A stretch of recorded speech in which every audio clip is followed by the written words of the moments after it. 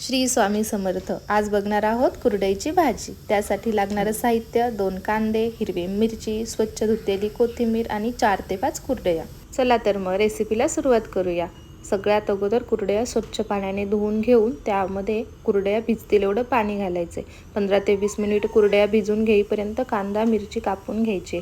15 ते 20 मिनिट झाल्यानंतर कुरडयाचे असे बारीक तुकडे करून घ्यायचे।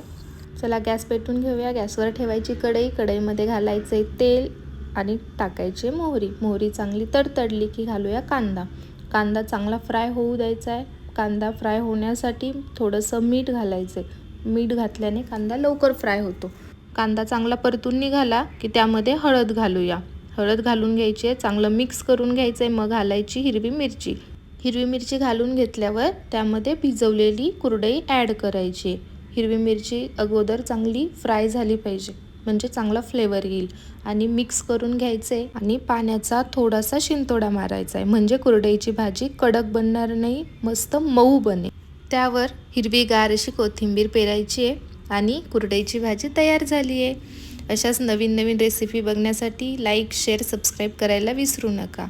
बघा किती छान दिसते। माझ्या पिल्लूला तर भाजी खूप आवडते। Do like, share and subscribe.